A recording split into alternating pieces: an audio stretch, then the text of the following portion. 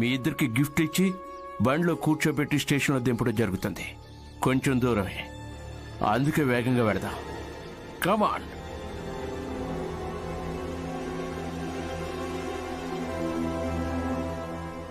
నీ నాటకం ఎంత నిజమనిపిస్తే అంతే తేలిగ్గా అభయ్ ఇంకా నిర్మల పట్టుబడతారు.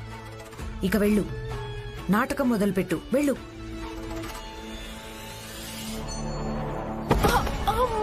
అయ్యో, నేను ఇక బతకలేను. ఏమైందండి? నా శరీరం భరించలేకపోతున్నాను. సరే సరే, మేము ఏదో ఒకటి చేస్తాం. నొప్పిగా ఉంది. కాదు, నన్ను కాపాడండి, హాస్పిటల్ కి తీసుకెళ్ళండి. అమ్మా, నన్ను కాపాడండి. భీమ్, నువ్వు ఈవెన్ చూస్తుంటావు, నేను వీళ్ళిద్దరిని స్టేషన్కి తీసుకువెళ్తాను. అలాగే సార్, వెళ్ళండి వెళ్ళండి.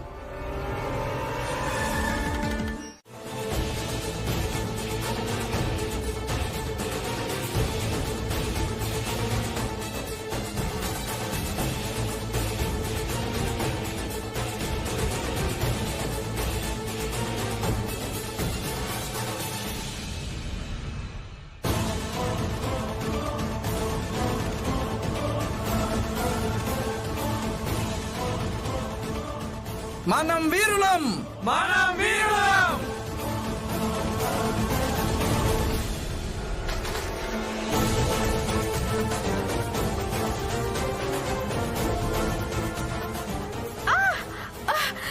నా కళ్ళు మండిపోతున్నాయి. ఏంటది? ఏం చెప్పారు? కళ్ళు మండిపోతున్నాయి. ఏమాత్రం ఎవరు కళ్ళు తెరవకండి. ఎవరు కళ్ళు తెరవకండి. నువ్వు నిర్మలాన్ని తీసుకుని ఇక్కడి నుంచి వెళ్ళిపో. వెళ్ళు అబ్బాయి, నిర్మలాన్ని తీసుకుని ఇక్కడి నుంచి వెళ్ళిపోండి.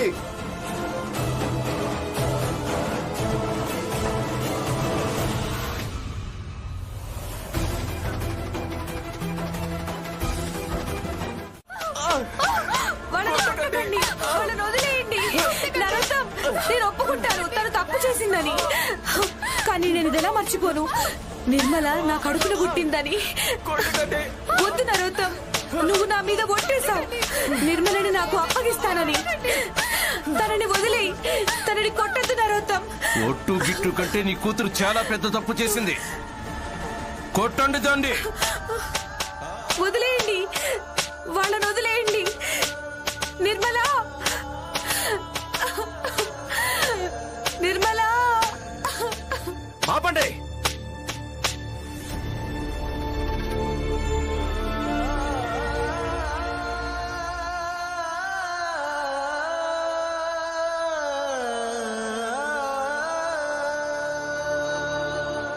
నిర్మల గారు, అభయ్ గారు, నిర్మల గారు, అభయ్ గారు, అభయ్ గారు.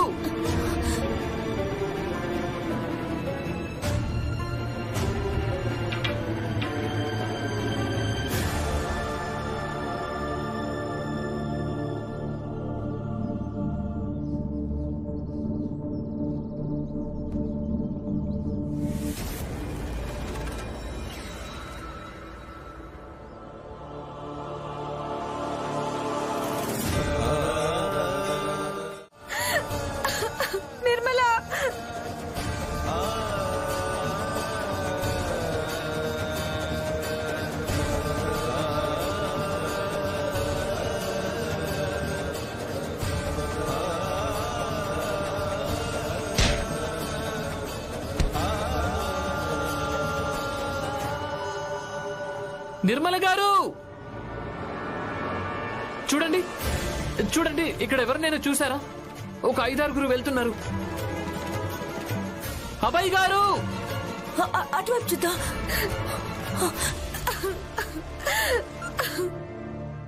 సోదరులారా, ఈరోజు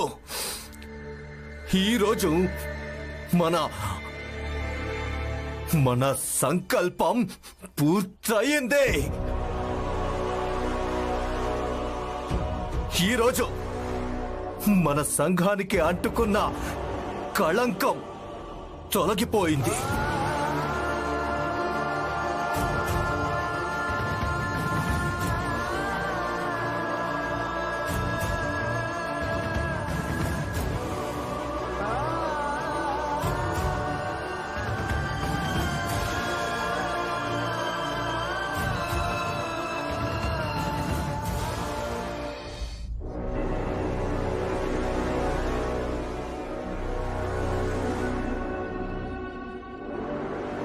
ఇప్పుడు మన మొహాలకున్న మసిని శుభ్రం చేసుకోవాలి.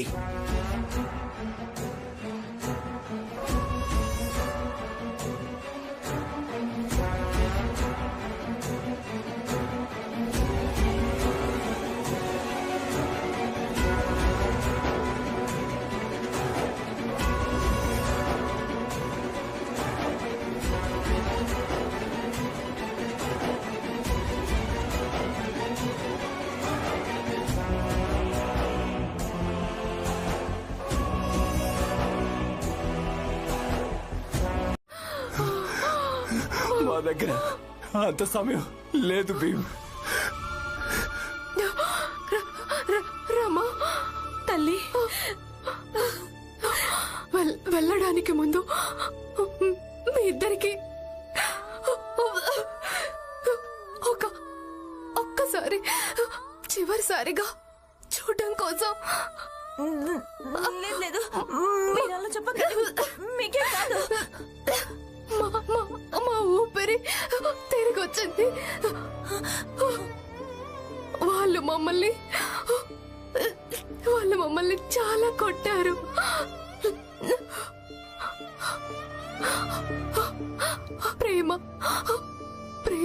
ప్రేమించడానికి, అలాగే బతకడం కోసం బదులుగా వాళ్ళు ఎన్ని గాయాలు చేశారు.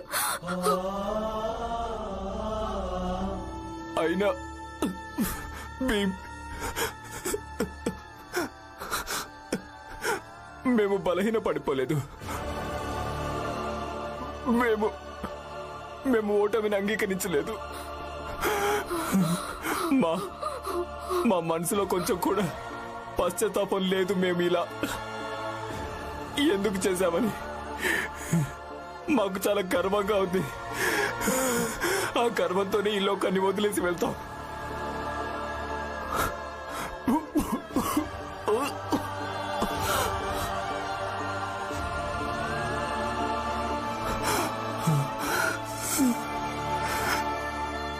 నిర్మల, ఇక నేను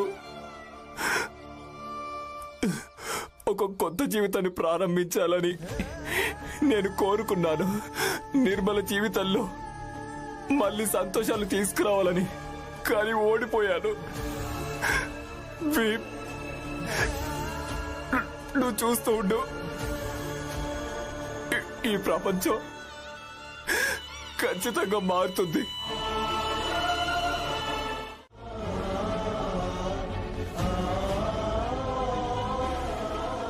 అభయ్, అబ్బాయి, అభయ్, అబ్బాయి, అభయ్, అసలు ఏం జరిగింది? అబ్బాయి, నిర్మల,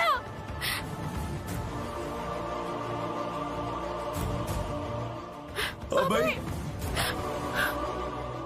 లేదు బాబు, అబ్బాయి, లేదు, ఇలా జరగడానికి వీల్లేదు.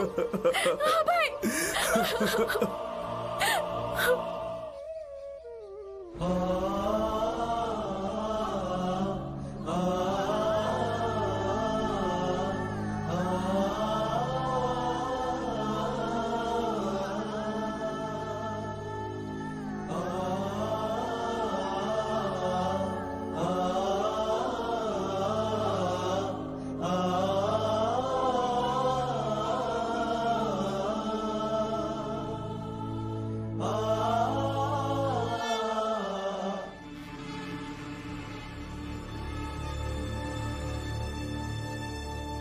ఇదిగో చూడండి, చూడండి, ఇదిగో చూడండి, చూడండి. మీరు ఇప్పుడు వచ్చారా? మీరు ఈ సైన్యాన్ని తీసుకొని ఈ తుపాకులు ఎందుకు పనికొస్తాయా? చెప్పారు కదా మీరు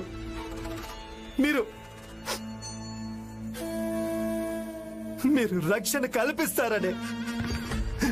నేను మిమ్మల్ని పూర్తిగా నమ్మాను. మీరందరూ నమ్మక ద్రోహం చేశారు.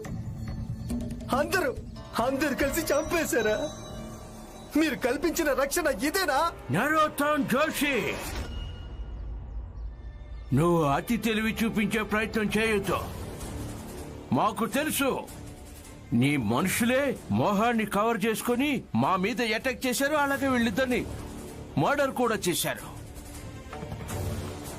ఈ నేల మీద ఏ శవం పడిందో అది నా సొంత చెల్లెలు. ఒక్క సాక్ష్యం తీసుకుని ఉరికమ్మ ఎక్కుతాను. నన్ను జైలుకి తీసుకెళ్ళండి.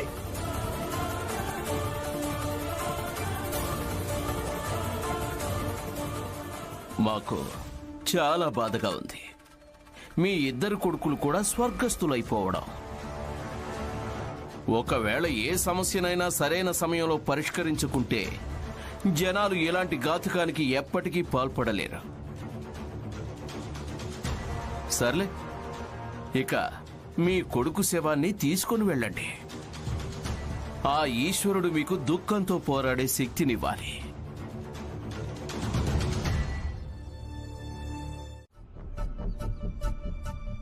ఏంటి పులియా, ఒక ఆడదానివైనందుకు నిర్మలకి సహాయం చేయాలనుకున్నావు కదా, ఇదేనా నీ సహాయం?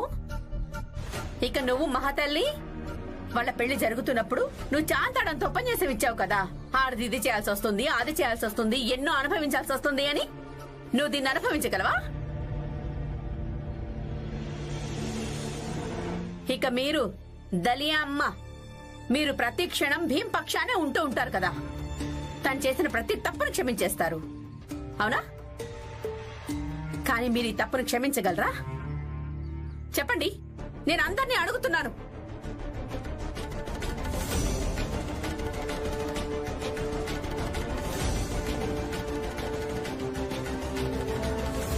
అయ్యో జిజాబాయ్, పాపం వీళ్ళందరి మొహాలు చూడు. ఎలా చూస్తున్నారంటే విద్యాలయంలో ప్రధానోపాధ్యాయుడు ఏదో కష్టమైన ప్రశ్న అడిగినట్టుగా, ఇక వాళ్లకు దానికి జవాబు తెలియనట్టుగా.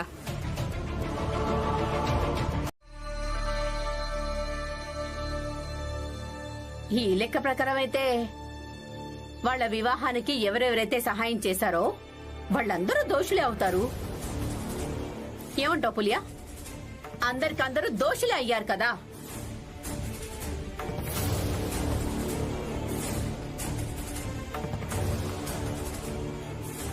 అదిగో చూడండి, ఎవరు వస్తున్నారు.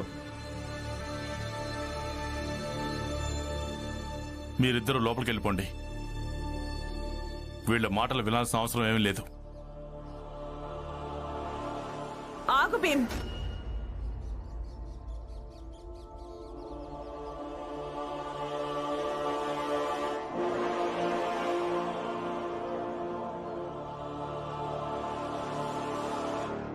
ఇదంతా ఏం జరిగిందో చూస్తున్నావా భీమ్?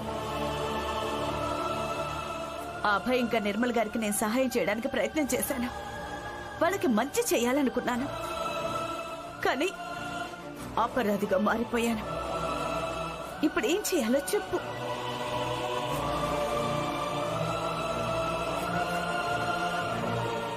ఎందుకు ఇలా జరిగిందో చెప్పు. నేనేం చేయాలో జవాబివ్వు.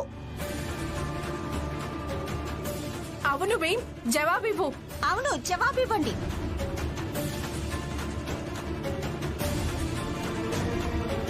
పూలియా, నా పిల్లల్ని వెళ్ళనివ్వు. నువ్వు వీళ్ళని ఆపకు. లేదు, వీళ్ళని మేమెక్కడికి వెళ్ళనివ్వం. మామయ్య ఏం చెప్పాడో మీ అందరికి వినిపించలేదా? మనం ఆ అబ్బాయి ఇంకా నిర్మల హంతకుల్లా మారిపోయాం, అర్థమైందా? భీమ్, అబ్బాయి ఇంకా నిర్మల హంతకుల్లా మారిపోయాం మనం, అర్థమైందా?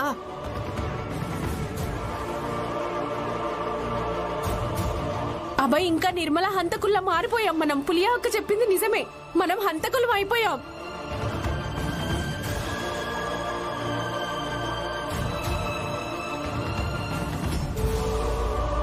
భీమ్, అభయ్ ఇంకా నిర్మలకు బతకడానికి ఎంత ఆశ కల్పించామంటే వాళ్ళు జీవించడమే అర్థమైపోయింది.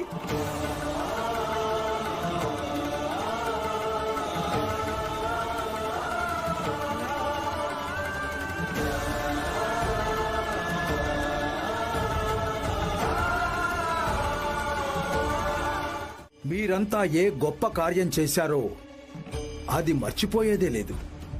గుర్తుపెట్టుకోండి, మీరంతా చేసిన ఈ బలిదానాన్ని శతాబ్దాల పాటు గుర్తుపెట్టుకోవడం జరుగుతుంది. అవును, ఖచ్చితంగా గుర్తు చేసుకోవడం జరుగుతుంది.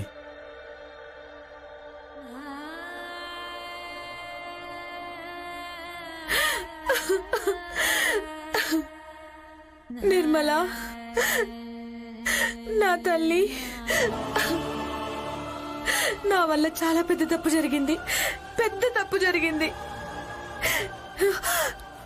నేనే నిన్ను చంపేశాను.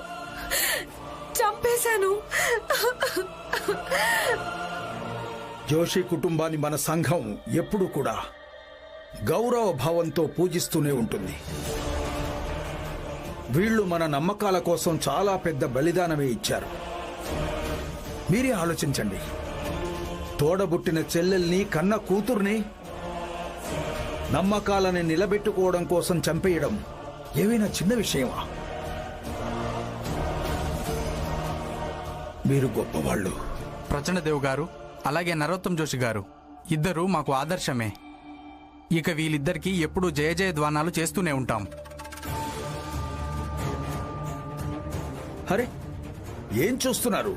వచ్చి మిఠాయి తినండి, అలాగే పానీయం కూడా తాగండి. పానీయం చాలా రుచిగా ఉంది. రండి రండి. భీమ్ విభిన్నమైన వాడు. పోరాడడం, ఓడిపోవడం, గెలుపుకి సంతోషాలు జరుపుకోవడం, అలాగే ఓటమికి బాధపడడం అన్నీ నేర్చుకున్నాడు. అంతేకాదు, ఒకవేళ భీమరావు ఏదైనా అపరాధం చేసినా కూడా తను ఆ పశ్చాత్తాప భారాన్ని తొలగించుకోగలడు. కానీ మీరందరూ భీమ్లా కానే కాదు, ఆ పశ్చాత్తాప భారాన్ని లోపలే భరిస్తూ చచ్చిపోతారు. నువ్వన్నది నిజమే హితేష్ అన్నా. నేనేమనుకొని భీమ్కి తోడుగా ఉన్నానంటే నిర్మలకు పెళ్ళైపోతే తనొక ఇంటిదైపోతుందని, సంతోషంగా ఉంటుందని. కానీ తన ప్రాణమే పోతుందని నాకేం తెలుసు? నేను ఈ అపరాధ భావంతో ప్రాణం ఉండగానే చనిపోతానేమో. అలాగే నాకు అంత శక్తి లేదు జీవితంలో పోరాటాల మధ్యలోనే గెలుపు ఓటమి అపరాధ భావంతో బతకడానికి. భీము ఒప్పు చేస్తే అది తనకి, అలాగే తప్పు చేస్తే అది తనకే. నేనెందుకు తనతో పాటు ఒప్పులో ఒప్పు, తప్పులో తప్పు చేయాలి? నేను ఒకరి జీవితాన్ని కాపాడడానికో లేదా నాశనం చేయడానికి నేనెవరిని? అందుకే నేను భీమ్కి తోడుగా ఉండను. మీరైతే మీ సంగతి చూసుకోండి. నువ్వు చెప్పింది నిజమే పులి అక్క. అవును,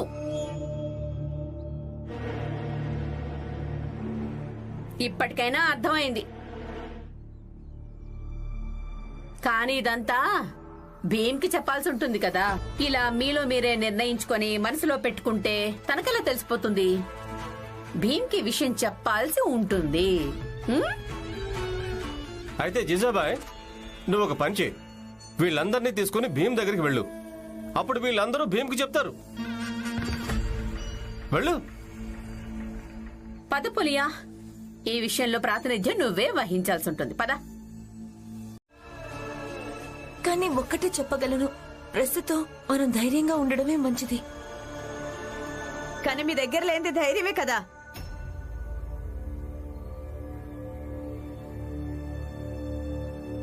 చాలా ధైర్యంగా ఆలోచించాల్సి ఉంటుంది.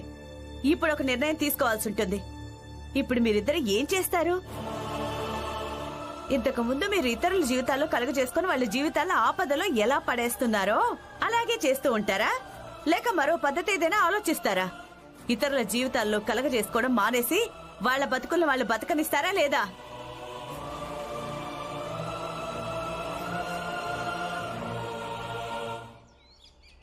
ఇక మీ నాటకాలని ఆపేసేయండి.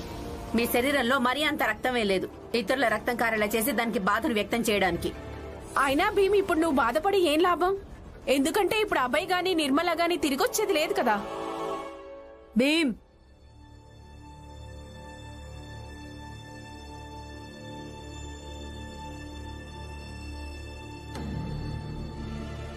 వాళ్ళు తిరిగొచ్చినా రాకపోయినా మీ అందరూ ఎందుకు? మీరందరూ రమ ఇంకా భీమ్ వెంట ఎందుకు పడుతున్నారు? ఇక్కడి నుంచి వెళ్ళండి. వీళ్ళని ఒంటరిగా వదిలేయండి. ఒంటరిగా వదిలేయడానికే వచ్చాం. వీళ్ళ దగ్గర ఉండాలని మాకేం సరదా లేదు. పులియా, మనందరం ఏం నిర్ణయించుకున్నామో అది చెప్పండి. మనకి చాలా పనులున్నాయి బయట. చూడు భీమ్, రమా, మేమందరం కలిసి చాలా ఆలోచించి చర్చించాం తెలుసా. చివరికి ఏం నిర్ణయించుకున్నామంటే ఇక నుంచి మీరిద్దరు ఏమైనా చేసుకోండి. కావాలంటే తప్పే చేయండి లేదా ఒప్పే చేయండి. మీకేది నచ్చితే అది చేయండి. కానీ మేం మాత్రం మీ ఇద్దరికి సహకరించేదే లేదు.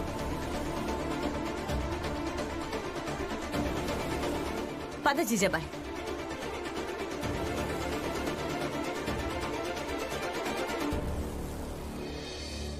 భీమ్, చూడు, నువ్వేం బాధపడకు. ఈ అత్తయ్య చెప్తున్న మాట ఎప్పుడూ గుర్తుపెట్టుకో. ఎప్పుడైనా ఏదైనా మంచి పని చేయాలనుకున్నప్పుడు ఇలాంటి వాళ్ళు ఎలాగో వదిలేసి వెళ్ళిపోతారు. నువ్వు వాళ్ల గురించి పట్టించుకోవద్దు. ఎందుకంటే మరో నలుగురు నీకు తప్పకుండా తోడవుతారు. అందుకే నువ్వు మంచి పని చేయడం ఎప్పటికీ వదిలిపెట్టద్దు. లేదత్తయ్యా, నేనంత యోగ్యుణ్ణి కాదు. అందరూ అనేది నిజమే. నేను ఎవరి జీవితంతోనైనా ముడిపడతానో చివరికి ఆ వ్యక్తికి కేవలం నష్టాన్ని మిగులుస్తాను. నేను యోగ్యుణ్ణి కాదు. ఈ రిపోర్ట్ మొత్తం చూసి నాకు సాయంత్రానికి అలా చెప్పు. ఏం జరిగిందో కనుక్కో. నేను బయటికి వెళ్ళొస్తాను.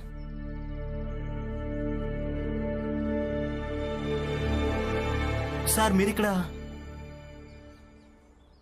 ఏం జరిగింది సార్? అదే జరిగింది మన విషయంలో ఎప్పుడు జరిగేది. ట్రాన్స్ఫర్. వాళ్ళంతా తమ హోదాని ఉపయోగించుకున్నారు. ఇక నన్ను ట్రాన్స్ఫర్ చేయించారు. ఎలాగా వెళుతున్నాను కదా, మిమ్మల్ని అందరినీ కలిసి వెళ్దామని వచ్చాను. సార్, అసలు ఇక్కడ మీరే లేకుంటే ఇక మేమేం చేస్తాం?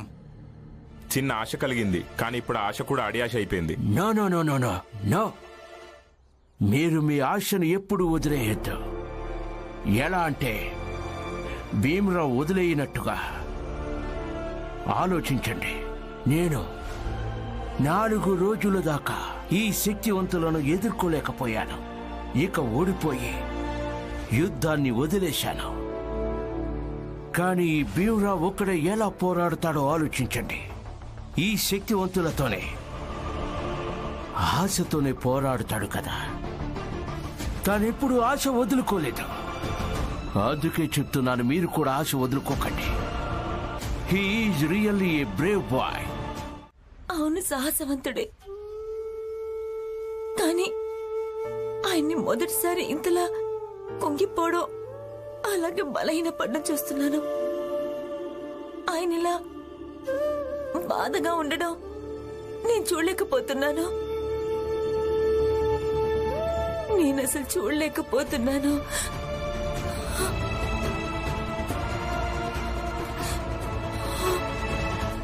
రమా, నేను చెప్పేది విను. ముందిలా చూడు, నాకు ఈ తప్పొప్పులు, న్యాయాన్యాయాలు, ఉచితానుచితాలు ఇవన్నీ నాకు అర్థం కావడం లేదు. అలాగే నేను అలాంటివేం చెప్పడం లేదు. కానీ నీకిలా అనిపించడం లేదా?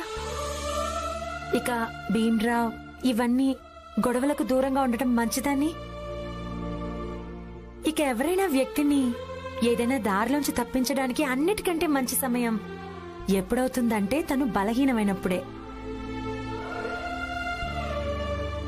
ఇక భీమ్రావ్ చాలా బలహీనపడిపోయాడు. చూడ్రమ్మా, నువ్వీ సమయంలో తనకు తోడుగా మారి తనను ఈ సామాజిక కార్యం నుంచి, న్యాయ పోరాటం నుంచి, వీటన్నిటికీ దూరం చేసి తన చదువు మీద, తన జీవితం మీద దృష్టి పెట్టడం కోసం ఒప్పించాలి.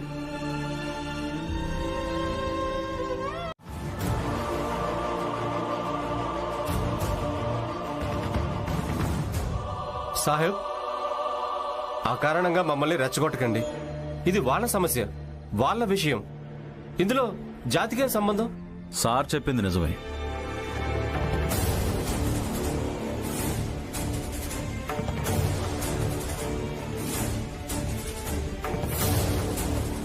ఇది నిజం. ఆలోచించండి. ఒకవేళ జాతివాదం అనేదే లేకుంటే వాళ్ళ దగ్గర కూడా భీమ్, దీపక్ వాళ్ళ అమ్మలాగా ఆలోచించే వ్యక్తులుండేవాళ్లు. ఇక బహుశా అప్పుడు ఫలితం మరోలా ఉండేదేమో.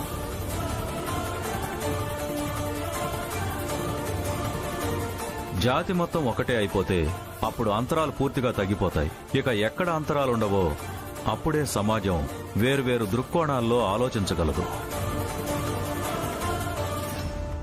భీమ్, నాకు తెలీదు మీ దేశంలోంచి ఈ జాతివాద సమస్య అంతమవుతుందో లేదో, అంతమైనా కూడా ఎలాగో నాకు కేవలం తెలిసిందొక్కటే, ఈ దేశంలో నీలాంటి యోధులున్నారు, వాళ్లకు పోరాటం తెలుసు. ఇక ఈరోజు నేను ఈ వీరాది వీరుడి కోసం క్లాప్స్ కొట్టాలనుకుంటున్నాను.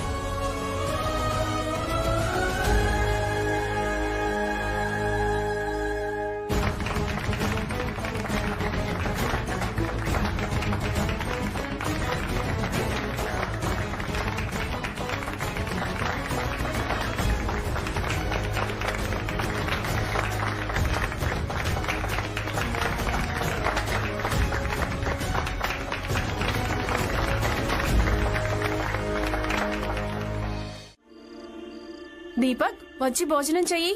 నాకు తినాలని లేదమ్మా. ఏమైంది? నీకెందుకు భోజనం చేయాలని లేదు? ఈ రోజు నాకు భోజనం చేయాలనిపించడం లేదు. చేయాలనిపించడం లేదంటే ఎందుకు? ఏమైంది నీకు? అమ్మా, భీమనే ఓడిపోయాడు, అందుకే. అయినా భీమ్ ఓడిపోతే నువ్వెందుకు భోజనం చెయ్యవు? ఇదిగో ఇలా చూడు, చూసావుగా ఎంత చిన్నపిల్లాడి మనసులో ఎంత విషాన్ని నింపేశాడో. వీడు తన మీద గుడ్డిగా భక్తి పెంచుకున్నాడు. ఇదేం గుడ్డి భక్తి కాదు, భీమనే నా గురువు. తను చూసి ఆలోచించి అర్థం చేసుకుని ఆయనకు భక్తుడిగా మారాను. ఒకవేళ గురువే ఓడిపోతే నేనెలా గెలవగలను? చూసావుగా దీపక్, ఇక నువ్వేం మాట్లాడొద్దు. ఇక నోరు మూసుకొని వచ్చి భోజనం చెయ్యి. పద, ఇక్కడి నుంచి వెళ్దాం. తినాలని లేదు. దీపక్, పద. నన్ను వదలమ్మా. దీపక్, అరే చెయ్యొద్దులమ్మా.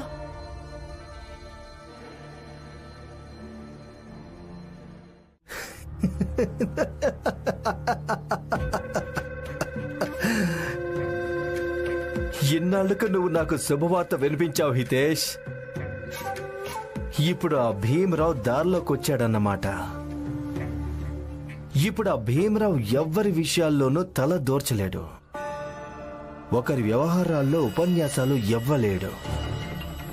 నిజం చెప్పాలంటే ఇప్పుడు హితేష్ వాడు మా బలానికి భయపడ్డాడు. భయపడ్డాడు బాబు గారు. లేదంటే రమా చేయి పట్టుకొని రాత్రి తీసుకెళ్లేవాడే కాదు. వాణ్ణి ఇంకా భయపెట్టాలి. ఎప్పటిదాకా భయపెడతామంటే వాడు తనని తాను వికలాంగుడిలా అనుభూతి చెందే వరకు. ఎంతకాలం భయపెడతామంటే వాడి వెన్నెముక విరిగేంత వరకు. ఎప్పటిదాకా భయపెడతామంటే ఎప్పటి వరకు అంటే ఆ మందబుద్ధి ఒకరి విషయాల్లో తలదూర్చడం మర్చిపోయేంత వరకు.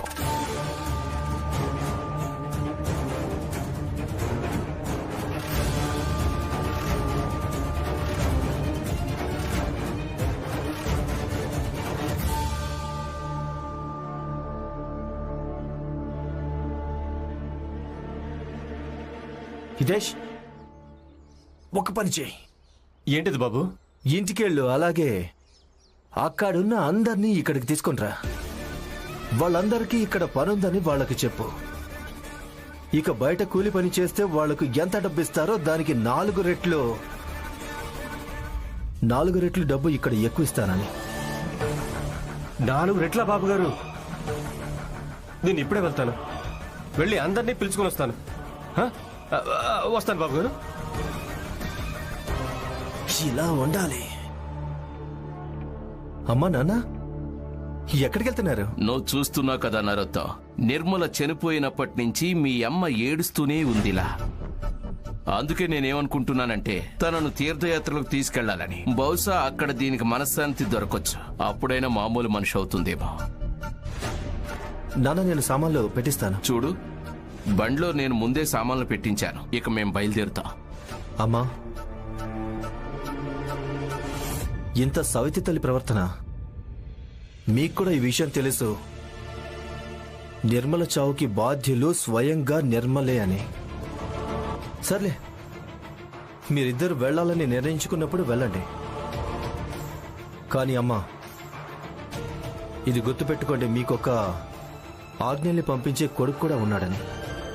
దుఃఖం నుంచి కోలుకోవడం తేలికవుతుంది.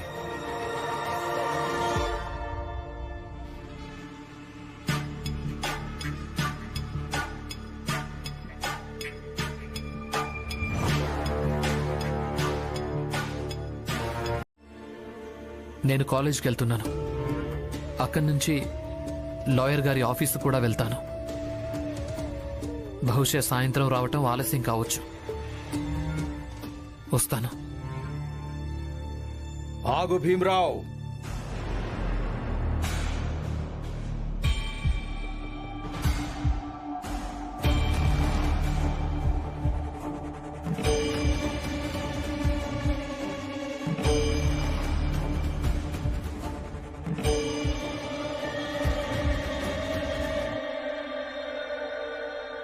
ఏమైంది?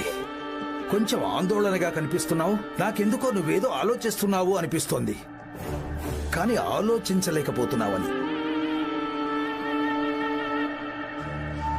సరే, నీ మెదడు ఎలాగూ పని చెయ్యదు. అందుకే నేనే చెప్తున్నాను.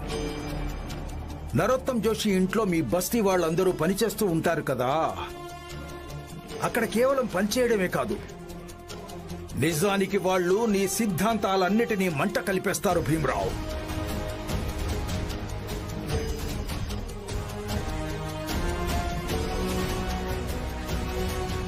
ఇక ఈ రోజు నువ్వు ఈ ఇంట్లో వాళ్ళందరికీ ఏం తెలివితేటల గురించి చెప్తూ వచ్చావో, ఆ తెలివితేటలన్నీ చీపురుతో ఊడ్చిన చెత్తతో పాటు బయట పడిపోయే ఉంటాయి.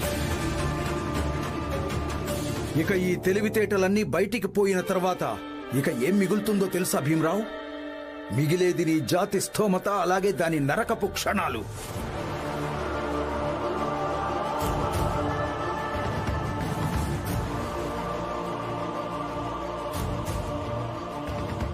ఇక వీళ్ళందరూ అలాగే బతుకుతూ ఉంటారు, శతాబ్దాలుగా బతుకుతూ వస్తున్నట్టుగానే,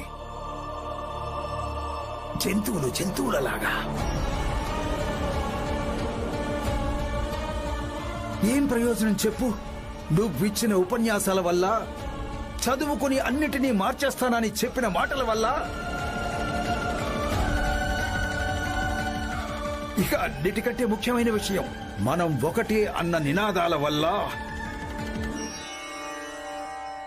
ప్రచండదేవ్ గారు, మీరిక్కడి నుంచి వెళ్ళిపోండి. పదే పదే ఎందుకు వస్తుంటారు? రమా, ఇవన్నీ మాట్లాడనివ్వు.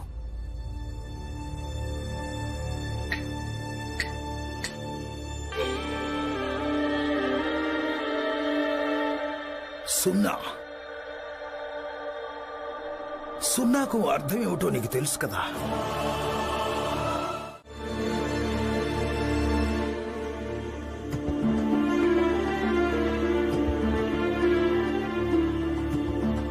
రమా, కొంకణ్లో కూడా ఏదో ఒక పని దొరుకుతుంది. నేనేమనుకుంటున్నానంటే మళ్ళీ కొంకణ్కి వెళ్ళాలనుకుంటున్నా. అక్కడ ఆయన్ని చూసుకోగలుగుతాను, అలాగే కొంత డబ్బు కూడా సంపాదించగలను. అవును, మీరు ఆలోచిస్తుంది సరైందే. మీరు కొంకణ్కి వెళ్ళండి. ఆనంద్ బాబా ఆరోగ్యం నయమైనప్పుడు మీరిద్దరు వచ్చేయండి.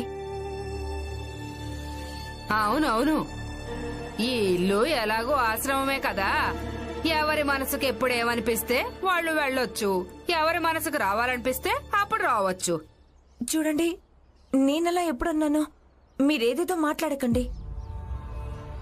అవునా? అయితే నీతో ఎలా మాట్లాడమంటావు? లేదు చెప్పు, కొంచెం మాకు కూడా వివరించు. నువ్వు చాలా పెద్దదాన్ని అయిపోయావు కదా. నిన్న రాత్రి లోకానికి చెప్పావు కదా తమ పిల్లలతో ఎలా. ఇవేం చెప్పింది వదినా? దీపక్ వాళ్ళమ్మకి గుర్తొచ్చింది. మన పిల్లలకి ఎప్పుడు కూడా మనం కోపంతో తినిపించకూడదమ్మా, చెప్పింది విను. ఒక అత్త తన కోడలి మీద ఎక్కువ అపేక్షలే పెట్టుకోవడం మంచిది కాదు. అది కూడా చెప్పావు కదా. లక్ష్మి, చాలు చాలు.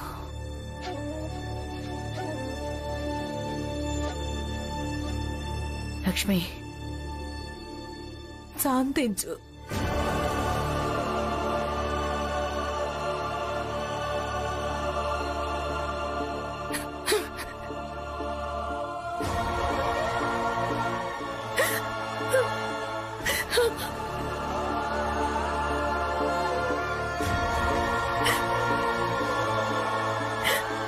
నిస్సహాయురాల్ని కదా పిన్ని, అందుకే ఏదేదో మాట్లాడుతున్నాను. పొగరుబోతుగానే అనిపిస్తున్నాను. నేనెప్పుడు చెప్పలేదు. కానీ ఇల్లు ఇల్లు అనిపించడం లేదు.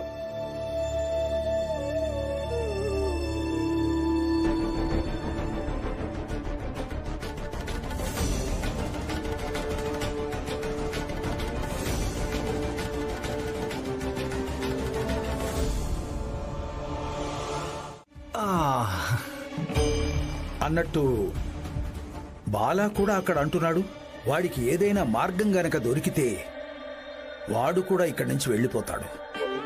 ఒక పని చెయ్యి, బాలాను కూడా వీళ్లతో పాటు కలిపేయి. భీమ్రావు జాతి అలాగే వాడి కుటుంబంలో ఎంతమంది ఉన్నారో వెళ్ళాలి అనుకున్న వాళ్ళని అందర్నీ అక్కడికి పంపించు.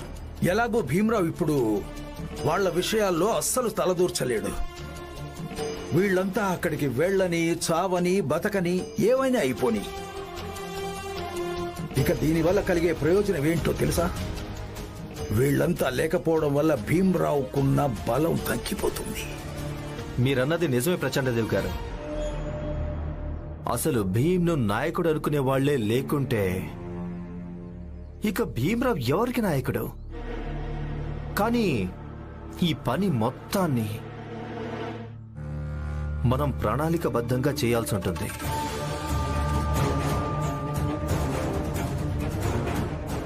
వాళ్ళతో నేను మాట్లాడతాను.